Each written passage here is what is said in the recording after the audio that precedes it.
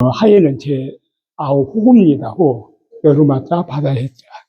이제 그런데 자연문학에서 등단하면서 동명이인이 있다고 그래서 좀 얘기해달라고 해서 제 호를 그렇게 넣습니다. 넣고 아니요 저는 금년 자연문학 132회로 봄호에 제 2회 추천을 받은 셈이죠. 그래서 신출내기인데 이게 여러 어르신 선배님들 앞에서 이제 제가 나와서 얘기를 한다는 게 좀 송구스럽기도 하고 좀 그렇습니다.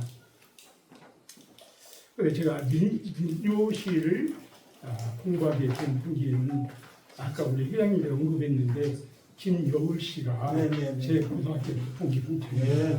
그 동창인데 그 친구는 고등학교 때 옛날에 학원사에 그 당시에 그뭐 당선돼가지고 선거 받고 그 여러 가지 그 친구가 5대 문학평가인데 평론만 등단을 못하고 지금 현재 다른 부분은 뭐 중앙지 신춘문예로 주로 이렇게 다 당선되고 하여 글을 많이 쓰고 그 친구도 교직에 있다가 지금은 종교팀이 가지고 장수에서 농사짓고 그 마을 이장도 한다고 그래요. 우리가 살아가고 있는데 오늘 그렇지 않아도 이 모임이 쓴 게 너는 와야 된다 내가 하니까 그리고 얘기했더니 허리 협착 허리 때문에 수술하고 굉장히 많이 해서 오고 싶은데 그렇지 않아도 그렇다고 얘기를 했습니다. 했는데 하여간에 저더러 그 친구가 한 3년 전인가 민조시를 좀 써보라고 얘기를 하더라고요. 그런데 근데 그 당시만 해도 저는 민조시 몰랐지요. 저는 한번 들어보지 못해 3년 전에 못 들어봤어요.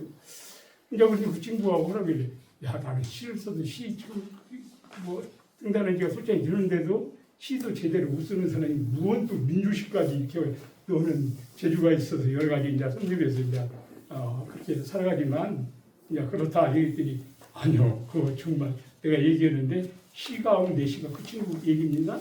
시 가운데 시가 민조시다. 한번 해봐라. 3, 4, 5, 6 어디 뭐 간단한데 야 그 의미가 있거나 그 얘기를 근데 그래 한번 해보자 해가지고 이제 저는 그렇게 했습니다. 그 제목을 하나 뭐 꽃이든 뭐든 제목 하나 정해놓으면 그냥 하루는 이제 그 생각 제목으로 하고 그래서 길을 가다거나 산책을 한다거나 그 집에서 저녁 잠자리 들 때도 메모지 한 장 수첩 옆에다 놓고 뭐 머리 쿵식거리고 이런 생각 저런 생각하고 또 아침에 일어나서 하도 일어나지 않지 않습니까? 그 당시에도 좀 생각을 하고 이렇게 하면서 왜 시를 한 수 한 수 모아다 보니 한 300여 수가 모여지더라고요. 그래서 하여간 지난 해에 초이 그 자유문학 문을 두드렸는데 심사평 수집문이 그 앞에 김현수 선생님이세요. 김현수 선생님이 저 초이 심사 그래서 제 선정을 해서 했고 제의는 이제 신의장님이 심사평을 쓰셨더라고요. 이제 이렇게 해서 이제 공부를 하게 됐는데 하여간 우리 민족은 옛날 보면 예로부터 시를 좋아하고 가물을 좋아했다는 그런 기록에 나와 있습니다. 우리 민족이 그런 민족이다. 그래서 요즘에 K문화 하는 요즘에 각광을 받는 것이 지금 늦었지만 그래서 우리 민족이 그 분야에 뛰어나다. 이제 그런 생각을 해보면서 삼국시대 우리 고대 가요에서부터 신라 때는 향가가 있었고 고려 가요가 있었고 조선 시대에는 시조가 있었고 민요가 있었고 이게 쭉 그리고 또 개화기 때 참가가 해다가 현대 이루면서 가라 이병기 선생님이 현대 시조 했었고 또 한때는 현대 시조도 길으니까 또 짧게 노산 이은산 선생님이 양장 시조로 이렇게 했는데 하여간 어떻든 시조가 좀 한때는 이제 발전하는 것 같더니 좀 요즘에 사회기 들었는가 조금 시조가 좀 열기가 좀 식어가는 것 같아요. 그래서 그 찰나에 우리 민조시가 나온 것은 정말로 그것도 참 그 기회다. 민조가 나온 것이 그 하나님의 뜻. 민조가 뭡니까? 한자로 백성들의 가락입니다. 백성들의 노래, 백성들의 가락이죠. 뭐 시라고 무슨 시조할 때는 때 시자를 쓰죠. 시절가라 해가 시절을 노래했다 옛날에. 근데 그거도 그럼 또 다른 차원이 다르죠. 백성들의 노래, 우리 백성들의 마음의 노래를 한 것이 우리 민조시다. 하여간 그 이름 명칭서부터 야 이거 기가 막히다.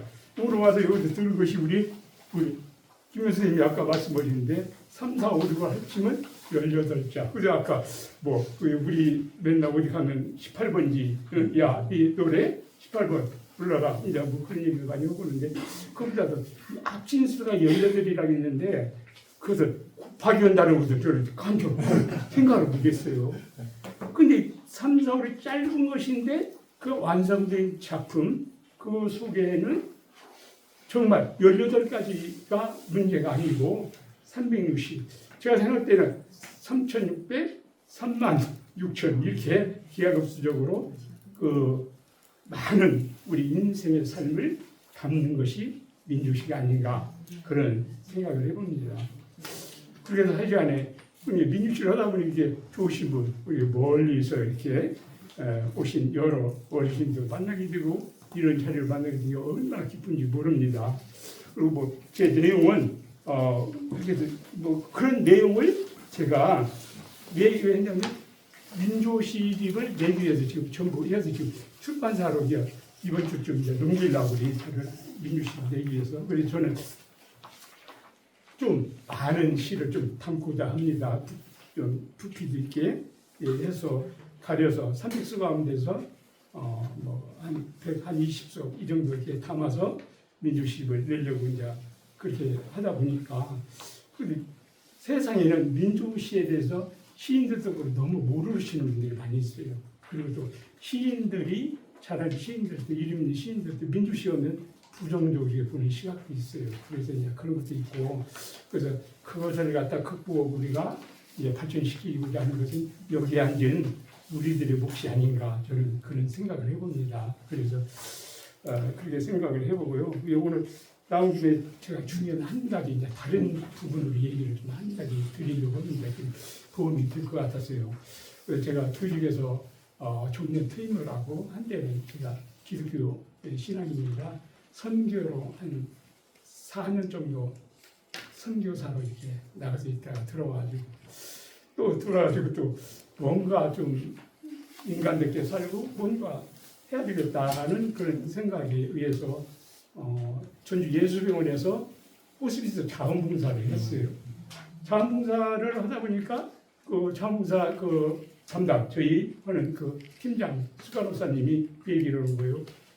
저더러 하이 선생님은 제대로 이것 좀 교육 좀 받고 제대로 큰 도움이 될 것 같다고 그 얘기를 한 거예요. 이제 한 몇 년 하다 보니까 그걸 뭐 어떻게 하냐 했더니 요양보호사 자격증을 따야 되고 두 번째는 호스피스 완화도우미를 따야 된다. 그래서 그 호스피스 완화도우미 자격증 그 실습을 전주 엠마오 사랑병원으로 실습을 갔어요. 근데 실습 끝나는 날 거기 담당 그 수간호사 과장님이 그 얘기를 하시는 거예요. 선생님은 우리와 같이 바로 근무를 해야 되겠다고. 그래서 나는 쉬고 이제 좀 그것을 차후에 한다고 했더니 한 여러 번 사정을 하는 거예요. 그래서 제가 무엇이길래 그렇게 필요하다고 하는지 그러냐. 그래서 엠마오 사랑병원에서 제가 5년 동안을 제가 근무를 했어요. 근무를 하면서 왜 했냐면 저는 어렸을 때 호기심, 궁금증이 참 많은 사람이었어요. 그래서 책도 많이 읽게 들기도 했고 여행도 그래서 많이 다니고 많이 궁금증이 많아서 그게 무엇인가. 근데 어려서부터 한 가지 숙제로 안 풀린 것이 우리 마을 어른들이 저를 예뻐했던 이웃집 할아버지 할머니가 돌아가시면 얼마나 제가 울었는가를 몰라요. 왜 사람이 왜 돌아가시는가? 왜 그 하나님이 만들었으면 사랑을 만들었으면 화목하게 살도록 해야지 이별이란 것을 주어서 가슴 아프게 하냐. 그것이 참 궁금해서 학교 다니면서도 죽음에 관한 그런 것들에 대해서 그런 책들을 제가 많이 읽었어요. 그러다 보니까 호스피스 병원이니까 그래서 제가 근무를 하게 됐습니다. 그래서 하는 일은 그 마지막 호스피스 병원은 말기암으로 자녀 생명 3개월 이내입니다. 그런 분들이 호스피스 병원에 가면 국가에서 전부 병원비는 이거 다 대주고 본인이 부담은 5%예요. 그래서 회장이 되면 거기를 가셔야 됩니다. 근데 어느 분들은 뭔 얘기하냐면 호스피스 병원 가면 죽으러 가는 병원이다 해가지고 내가 왜 죽으러 가냐 안 가고 삐대고 나중에 이제 늦게 가보는데 말기암 떨어지고 거기에 3개월 이내로 판명이 되면은 호스피스 병원에 가는 게 좋습니다. 그리고 거기 가서 환자들 저희 하는 일들은 그분들 케어링인가 목욕에서부터 기저귀 가려주는 거에서부터 이런 모든 일들을 다 하고 상담으로 특히 그런 몸으로 하는 일들도 있지만 그분들에게 남은 생애지만 희망을 가지고 살아갈 수 있도록 옆에 앉아서 손잡고 따뜻하게 얘기를 해주는 것이죠. 그 얘기를 하다 보면 저는 가장 궁금한 것이 저는 뭐냐면 마지막 가시는 분들의 그분들이 무슨 생각을 하고 그분들이 후회되는 것이 뭐가 있고 이런 것들이 궁금한 거예요. 그래서 다른 분들은 여자 선생님들은 시간만 나면 커피 마시고 이제 쉬러 가고 그러는데 저는 옆에 앉아서 손잡고 얘기를 하는 거예요. 지금 기분이 어떻습니까? 후회되는 것은 뭐 없습니까? 이제 그런 얘기를 이제 하는 거예요. 그래서 제가 5년 동안에 할머니, 할아버지들이 젊은 지금 옛날에는 나이 많으신 분들이 가시는데 뭐 고등학생들도 와서 있다가 가고 아이들 있는 아가씨 총각 20대 또 아이들 어떤 사람은 30대 아줌마가 아이를 5명을 둔 사람이 있어요. 그런 사람들도 와서 있다 가기도 하고 그냥 나이 많으신 분들 하기도 하고 참 안타까울 때가 많이 있어요. 그렇게 그분들 얘기를 하다 보면 그래서 집에 몇 명을 제가 보내드리냐면 1,400명을 보내드려요.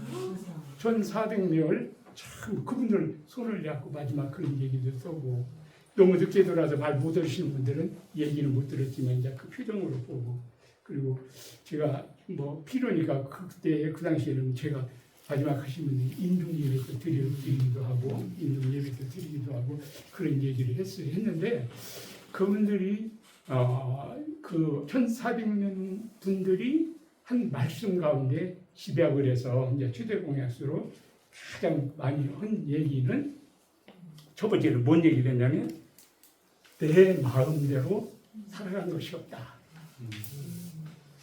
삶의 주인공은 누굽니까? 삶의 주인공은 나잖아요. 근데 난 그 삶 속에 누가 없었다? 내가 없었다. 얼마나 슬픈 일이에요. 그러잖아요. 1번이 가장 많이 하는 게 그 얘기예요. 그거 후회된다. 내 마음대로 못 살았다. 그 얘기죠. 그러니까 돌아다 보니까 제철 과일하고 먹을 때 먹고 싶었는데 그 있어도 애들 학교 가르칠 거 집안 생각해서 못 먹고 그런 거 먹고 싶은 거 가장 기본적인 먹고 싶은 거 1번이 먹고 싶은 거죠. 하고 싶은 거 사고 싶은 거 어느 할머니는 또 그 얘기를 하는 거예요. 남들이 다 사는 미국 것도 그 자기가 자녀들이 돈을 줘서 돈이 있었대요. 근데 그거 사면 뭐더냐 그리고 하여간 그렇게 애끼다가 못 사 입었대요. 근데 지금 내가 이렇게 막상 오늘 내일 이제 갈라 생각해보니까 그것이 미국 것도가 눈앞에 지금 눈만 가보면 왔다 갔다 완전히 일이죠. 그래서 할머니 그러지 마시고 지금 돈 500만 원 있어요? 있대요. 이 500만 있대요. 지금 사세요. 딴 데로 사오라고 써요. 한번 입어보게. 얼마나 그 입으면 할머니 귀티나고 멋질 것 같은데 사세요. 제가 그 얘기했는데 그분이 사시지는 않았어요. 안 했는데 이제 그런 것들이죠. 하여간 그리고 여행도 가고 싶은데 이렇게 저렇게 눈치보다 못 가고 하여간 우리도 살아오면서 어르신들도 집안 형편 대학교도 대학교도 나는 가고 싶었는데 집안이 형편 때문에 어디 그것 때문에 못 가본 거 내 마음대로 모든 것이 수없이 많을 거예요. 그래서 후회하지 않으려면 지금이라도 이제 여기 이제 나이 드신 어르신도 있고 좀 그래서 젊으신 분들도 있고 하는데 그 1번 후회를 하지 않도록 지금이라도 나 하고 싶은 거 먹고 싶은 거 있으면 누구 볼 것 없어 가족 과일도 있으면 과일 가서 나 하나라도 사 먹고, 응? 뭐 누구 생각하지 말고 그렇게 해야 되겠다 하는 얘기를 첫 번째로 얘기를 해드리고요. 두 번째는 비교 이제 남자들이 주로 하는 얘기인데 직장에 너무 매여 살았다. 직장이 너무 매여 살았다. 이런 직장이. 그러죠. 한국 사람들이 직장 오면 이걸 현직으로 하는 거.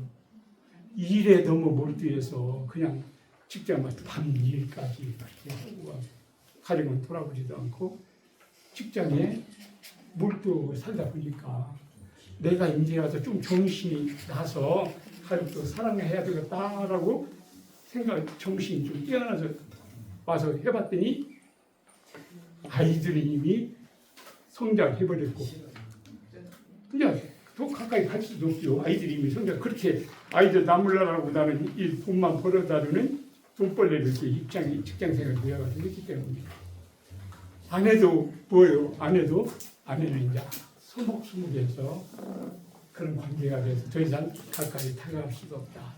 그 얘기를 하시는 거예요. 그래서 직장 생활에도 뭐 올인했다. 이것도 한번 생각을 해볼 일이에요. 그래서 두 번째를 그렇게 얘기를 했고 세 번째 얘기는 가족 돌봄에 소홀했다. 가족 돌봄에 소홀했다. 그러면서 얘기하면서 요즘은 텔레비전 보고 서양 사람들 못 오고 그 사람들은 허그도 잘하고 요즘 뭐 키스도 잘하고 요거 오는데 그걸 못했다는 거예요. 아이들한테도 더 어렸을 때는 이쁘다고 그러겠지만 애들 초등학교 가면서부터 이들이 개성이 이제 살아나고 아빠 못 오고 이놈들 뷰터리면 아빠 내 흠도 잡고 뭐 얘기했을 때부터는 건드리면 말 한마디 가까이 오다 다가서 했다가는 내가 뒤로 받고 뒤를 준 거 말로 받고 그래서 얘기를 못했다 이거예요. 그래서 멀어졌다 이게 오면서 사랑 표시를 못했다 하는 얘기예요. 그러면서 손도 못 잡고 지금은 손 잡는 것도 부끄럽다 얘기예요. 그래요. 그래서 할아버지가 누워 있는데 할머니가 화장실 갔다 온다 오셨어. 그 얘기 하고 오셨어. 그래서 할아버지들은 이제 오셨으니 요즘에 근데 손잡고 온 지가 뭐 생각도 안 난대요. 할아버지가. 이거 오셨으니 할머니가 앉으세요. 손 잡아보세요. 지금 그냥 잡아보세요. 돈도 안 들고 한게 손 잡아보세요. 이제 그랬더니 손을 못 내놔요. 안 된대요. 그런데 할머니는 할아버지 이제 손 한번 잡으세요 했더니 할머니는 덥석 참는 거예요. 할아버지 우리 영감이 보면서 참는데 그 훈련이 안 되고 마음이 다쳐가지고 그게 안 된대요. 잡지를 못하는 거예요. 왜 못 잡어? 할머니는 그렇게 얘기해도 할아버지는 막 꾸먹고 눈물만 쭉 흘리더라고.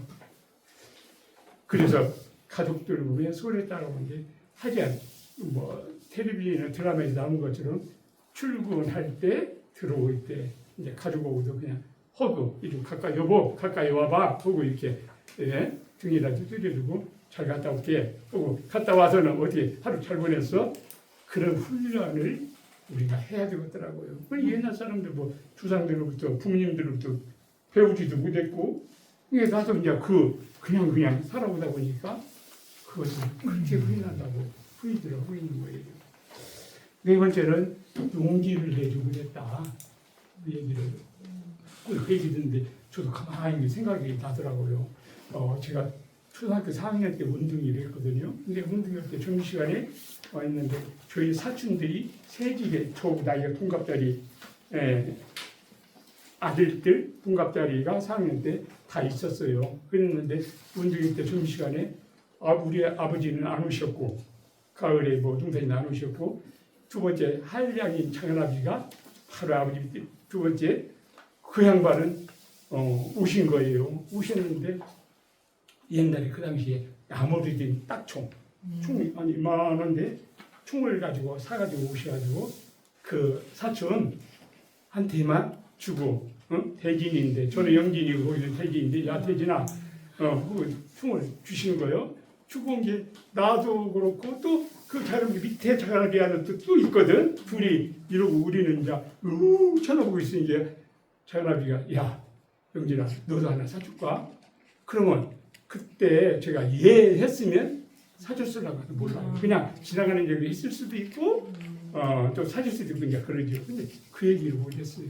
그 얘기를 못하고 그냥 말도 못하고 그냥 민지 했지요. 그렇게 자가지고 일어나질 않더라고요. 그래가지고 그 못 얻었는데 그 얘기를 지금 하는데 지금도 그것이 한 번씩 생각이 나요. 이제 장할아버지는 진즉 돌아가셨지만 그래서 그때 장할아버지 이제 혼자 사실 때는 제가 그 생각을 하면서 작은아버지 이제 혼자 계시는데 제가 고향에 가면 꼭 작은아버지 가가지고 용돈이라든지 얼마씩 많은 돈이 아니지만 저는 꼭 그 생각을 하면서 작은아버지가 알란가 몰라 모른다고 생각하면서 그렇지만 제가 그 얘기는 안 드렸어요. 안 드렸지만 작은아버지를 그냥 용돈을 갈 때마다 이렇게 작은아버지 집에도 가서 용돈을 드리고 오고 이제 그랬던 기억이 있는데 참 용기가 없어서 저는 이제 그런 경우지만 직장에서도 이거 뭐 진급이랄지 뭐랄지 이렇게 동료들이 있고 뭐 윗분들이 불러서 이제 면접 상담도 오고 이제 그러지요. 그래서 네가 꼭 이번에 네가 양보를 해야 되겠다. 아니면 뭐 해야 되겠다. 뭐 이제 그런 기회들이 있잖아요. 그때도 용기가 없어서 그냥 막내가 알아서 해오세요. 해가지고 그 기회를 놓치는 경우가 한두 번도 아니고 그래서 사람 살아가면서 용기가 있어야 되겠다. 그래서 용기를 내지 못했다. 그러면서 내가 잘못했을 때 잘못했다고 형제가 안 되거나 여동생을 또 어느 할아버지는 내가 많이 때리고 그랬는데 그 말도 못했대. 용서를 비리를 못했대. 뭐가 없어서 용기가 없어서 자꾸 있었다고. 그리고 오면 그 얘기 해줘야 된다고 근데 왔어도 그 얘기가 말이 안 떨어져가지고 말을 못했다. 잘못을 용서를 비리를 못했다. 그런 얘기를 하더라고요. 그래서 용기를 꼭 지금이라도 꼭 할 얘기는 해야 된다. 그런 얘기를 좀 말씀을 드리고 마지막 5번째는 친구 관계를 얘기하는 거예요. 그래서 동창생 모임들, 뭔 모임들이 하다 보면 만날 때 이 친구가 엉뚱한 얘기가 내 마음 어떤 친구들은 그러죠. 염장 지르는 얘기 또 잘하는 친구들도 있잖아요. 그냥 그런 얘기를 그런 경우는 내가 나이 먹어가고 하는데 무초는 내가 만나서 속상하고 그런 얘기 내가 뭐가 있어? 동창회 모임도 안 나가고 그 친구 그런 얘기 그 친구가 전화도 안 받으면 끊어버리고 그렇게 하다 보니까 지금 내가 평소에 보였는데 부를 만한 친구가 없다는 거예요. 그게 하다 보니까 이제 그런 얘기를 하면 부를 만한 친구가 없다.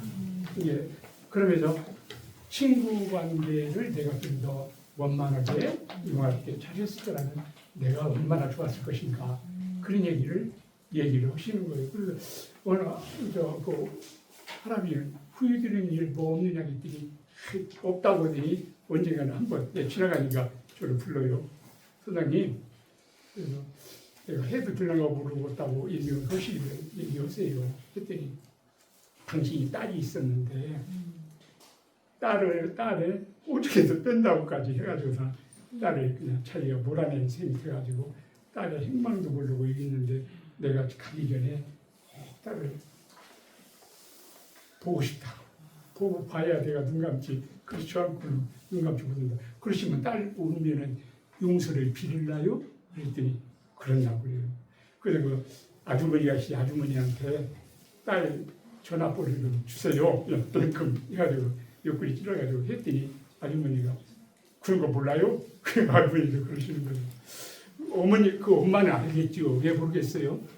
그래서 2번, 3번 얘기했더니 어머니가 얘기를 하는 거예요. 뭔 얘기냐면 딸이 대학교 2학년 다닐 때 뭐 군대 갔다 온 남학생이 좋아해가지고서는 해가지고 2학년 때 저 어렵게 대학교를 보냈는데 이놈이 결혼한다고 얘기를 하면 막 그거 졸업하고라도 네가 저가지고 졸업한 뒤에 해야지 지금은 안 된다. 어떻게 쳤대요. 그러더니 그냥 딸이 그냥 그러면 내가 알아서 한다고 생각 말라고 나가버렸다네요. 그래서 너는 오중에서 내가 지워버린다. 내가 들어와라 얘기했는데 그 뒤로 종족이 헤어져서 산다 얘기해요. 근데 그렇게 한 지가 한 12년인가 됐다고 그러더라고요. 12년 돼서 그래서 그 엄마한테 물어서 얘기했더니 가정 가지고 아들 하나 딸 하나 이렇게 가정 두고 이렇게 잘 살고 있다 그런 얘기를 하시더라고요. 그래서 그 딸 전화번호 달라고 해가지고 제가 전화했더니 그 딸도 처음에는 또 나는 그런 아버지 없습니다. 그런 사람 몰라요. 그렇게 얘기를 해야 어떻든 간에 8번째 제가 전화를 해서 딸이 왔어요. 그래서 그 8번째 전화하면서 딸이 오면 무조건 딸 보고 아버지가 딸 손을 잡든 붙잡든 용서한다 비세요. 내가 너를 용서한다. 아버지가 잘못했다. 얘기를 하려니까 다른 날인데 헌데 그렇게 가지고 딸이 왔어요. 왔더니 딸을 침대 가까이 못 가고 제가 아버지 바로 옆에 오르기자 이렇게 놔드리고 거기 앉아있더니 딸이 안 앉고 침대 난간 뒤에서 자꾸 이러고 어떻게 뒤로 쓰고 멀뚱멀뚱 아버지만 쳐다보는 거예요. 아버지도 쳐다보는 게 아버지가 이를 가까이 오라기도 안 오는 거예요. 제가 몸을 끌어서 그 옆에서 앉혀드렸어요. 앉혀드렸더니 아버지가 손잡고 막 잘못된 일을 하시더라고요. 그래서 아버지가 얘기한 뒤에 참 딸이 와서 그 아버지의 그 용서를 받고 이틀 후에 아버지가 돌아가셨어요. 이제 그런 문제 있어요. 그래서 5가지 말씀을 좀 드리면 도움이 되실는지 모르겠네요. 예, 감사합니다.